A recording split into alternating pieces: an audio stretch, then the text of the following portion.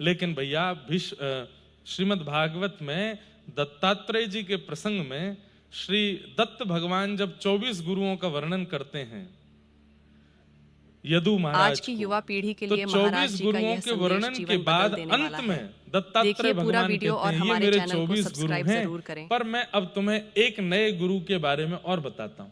बोले 25वां गुरु कौन है? देहो मम गुरु, ये देह मेरा 25वां गुरु है। क्यों?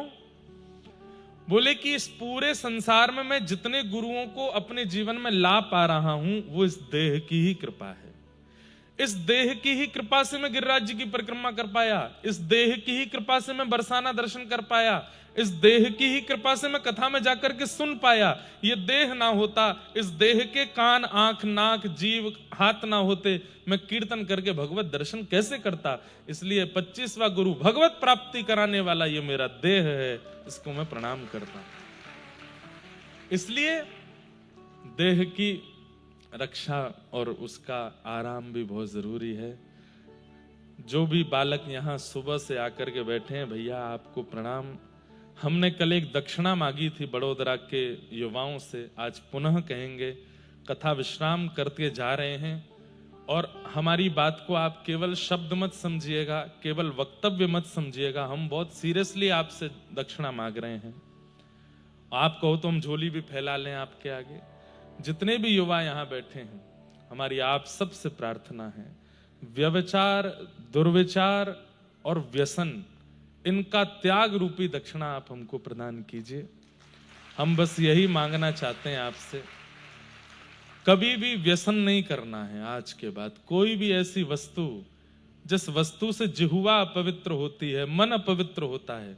जैसा खाओ अन्न वैसा होवे मन, जैसा होवे मन वैसे होवे विचार, जैसे होवे विचार वैसी होवे बुद्धि, जैसी होवे बुद्धि वैसी होवे वाणी, और जैसी होवे वाणी वैसी होवे क्रिया, जैसी होवे क्रिया वैसी होवे गति। सब कुछ अन्न पर निर्भर होता है, आपकी जिह्वा पर धारण होने वाली वस्तु पर होता है। इसलिए आप व्यसन नहीं करेंगे। हमें ये दक्षिणा बड़ोदरा के सारे युवाओं से चाहिए। युवा बोलेंगे कि हमसे मांग रहे हो, बड़े बूढ़े कर रहे हैं वो, अब उनसे क्या मांगे? वो अपना 50-55 वर्ष का जीवन तो व्यसन में व्यतीत कर ही चुके हैं, अब तो उनकी आदत बन गई है।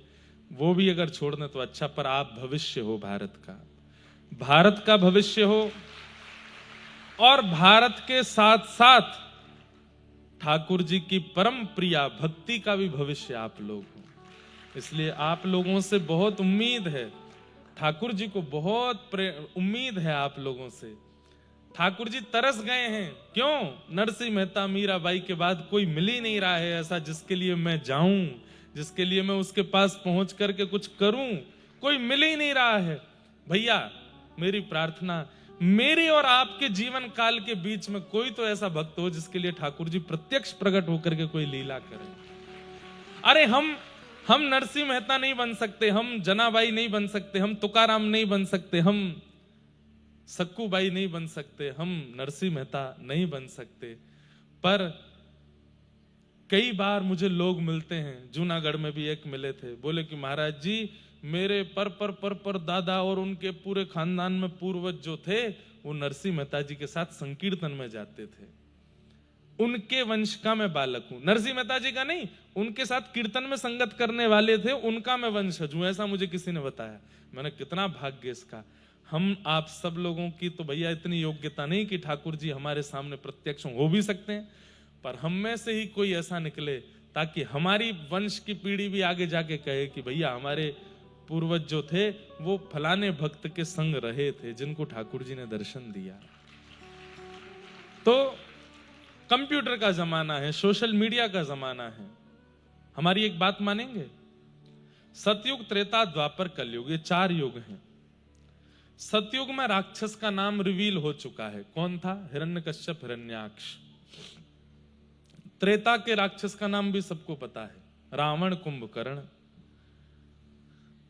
द्वापर के राक्षसों का भी नाम पता है, शिशुपाल दंत वक्र कंस।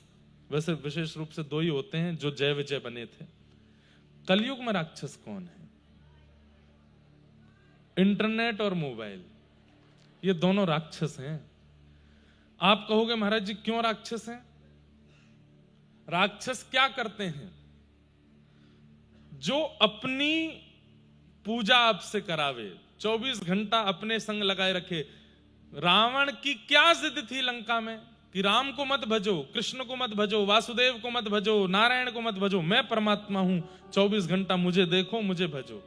फोन भी तो यही कह रहा है।